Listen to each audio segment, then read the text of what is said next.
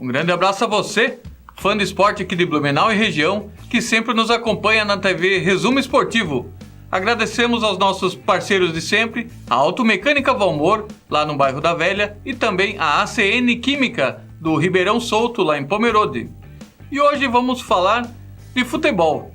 De futebol do time que é o único bicampeão estadual da primeira divisão, que é o Olímpico, e também de futebol profissional, já que o Braulino Pontes, o nosso convidado de hoje, foi inclusive goleiro do Fluminense lá na década de 80. E hoje é presidente do Grêmio Esportivo Olímpico também. Um grande abraço, Braulino. Um abraço a você, meu amigo, né? De sempre, de muitas datas. Estamos aqui para falar um pouquinho de futebol, falar as coisas do esporte, de modo geral. E agradecer pela oportunidade, né, de estar fazendo parte desse momento importante, nesse programa que já é um sucesso, né? Já deixou de ser um sucesso absoluto. E agradeço pelo prestígio, Braulino. Vindo de ti é um baita elogio.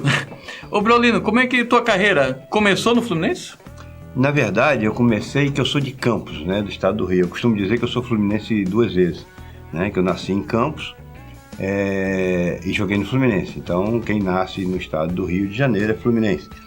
E eu comecei, na verdade, no Americano de Campos.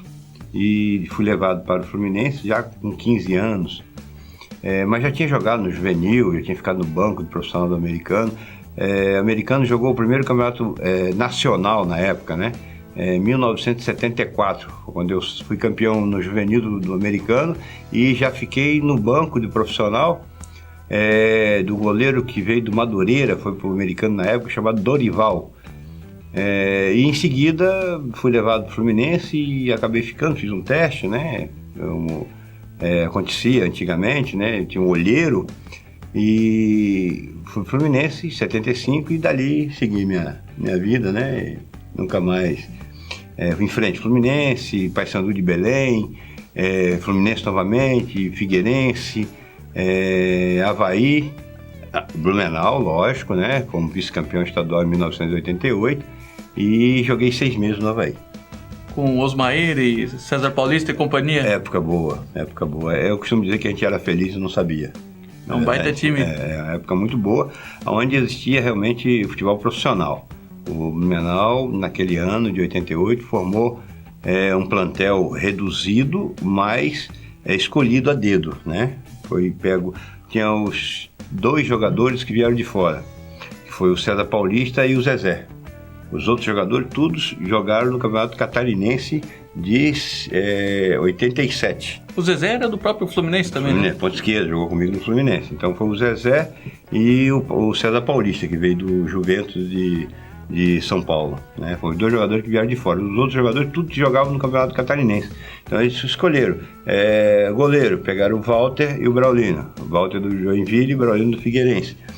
Rogério Gaúcho, da Chapecoense, né? E foram buscando o Itamar Gaúcho, 13, e foi formando a equipe.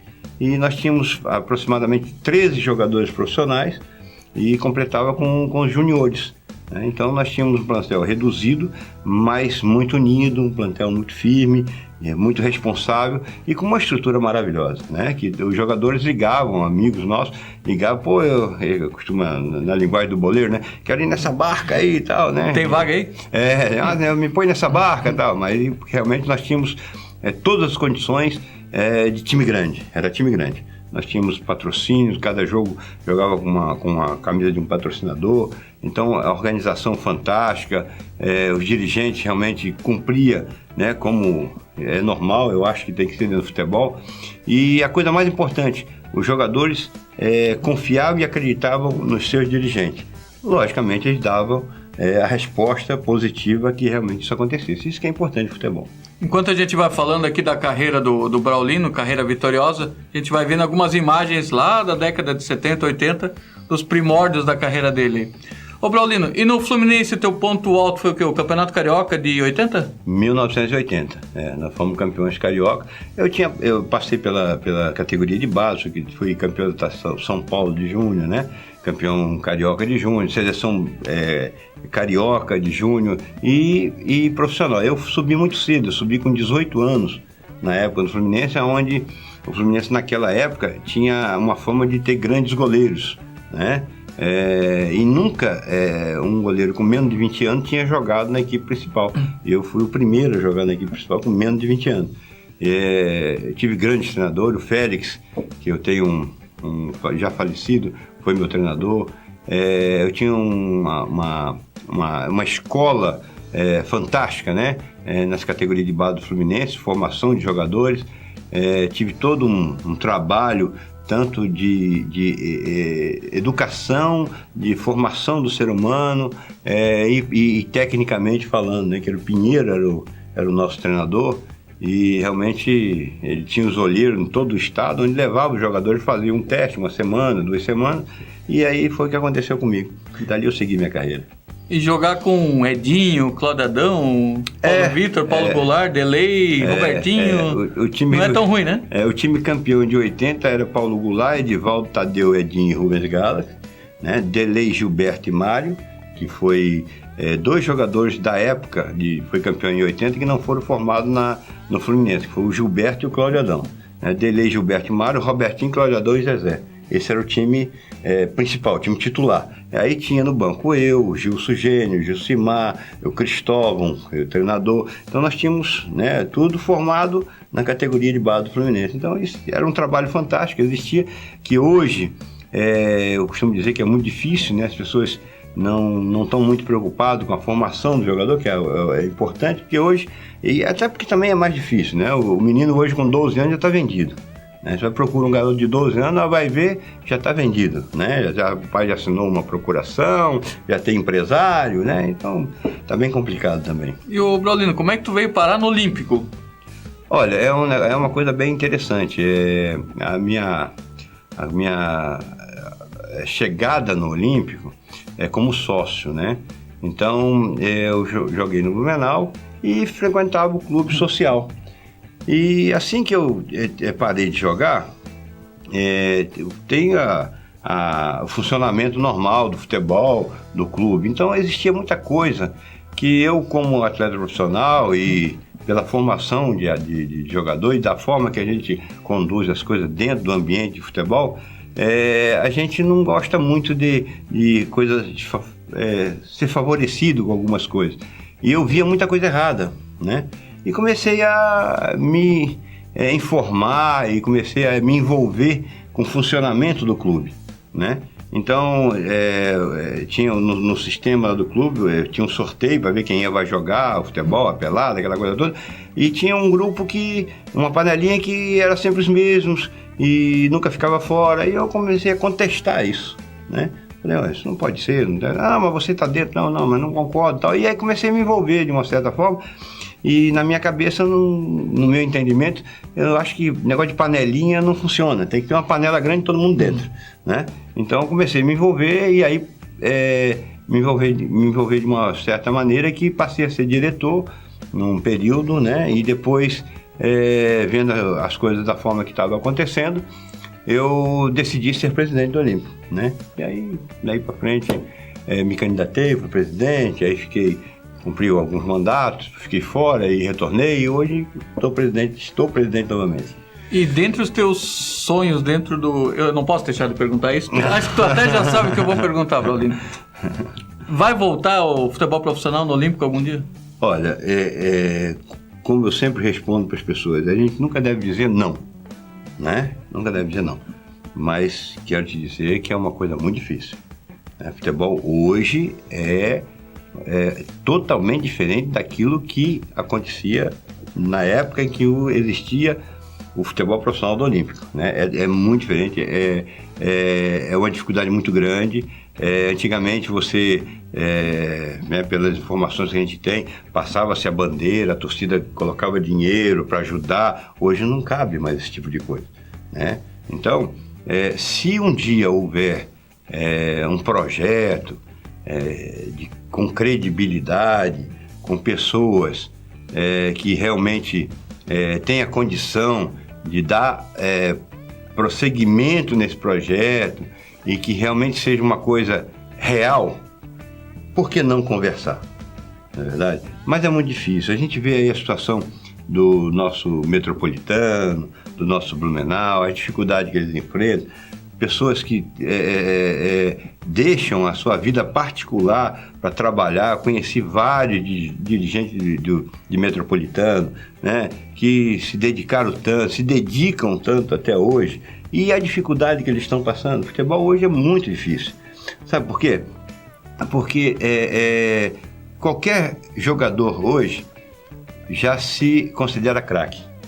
Já querem entrar ganhando fortuna, né? E a estrutura do futebol não permite isso. Ela não tem essa... Eu torço muito que o Blumenau consiga ter 2 equipes de futebol. Eu sou favorável que tenha, porque aquela rivalidade, ela é salutar, ela é importante, né? Você vê em Florianópolis, Avaí, Figueirense, eu joguei nos 2, sei como é que é.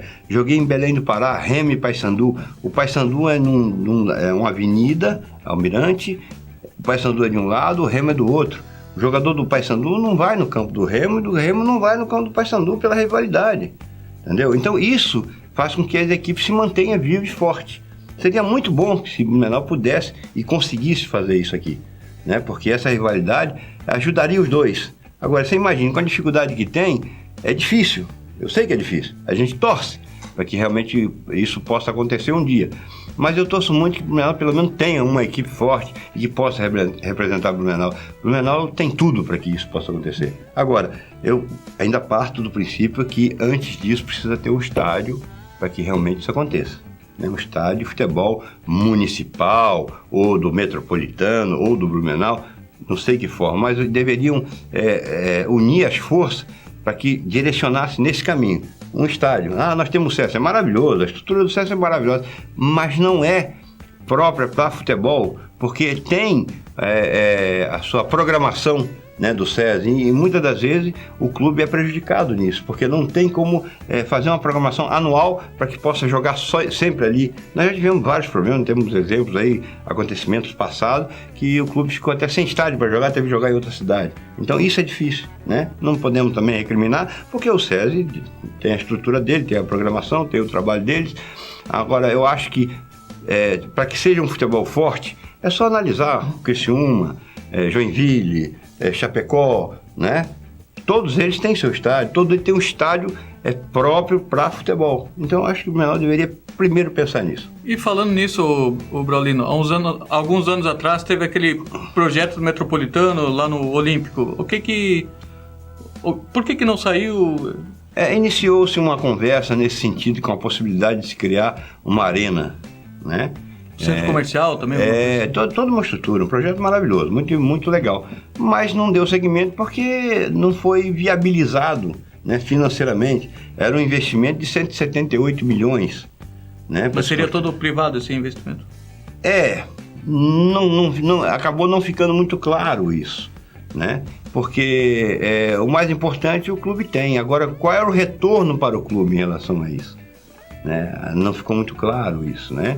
E então o meu questionamento e as minhas colocações, nós fizemos 12 reuniões, nós andamos bastante com essa possibilidade, mas é o que eu sempre disse, eu primeiro eu precisava ser convencido, para que eu pudesse convencer a minha diretoria e depois convencer o meu conselho, para que depois eu pudesse convencer o meu associado. Entendeu? Para que esse projeto fosse realizado.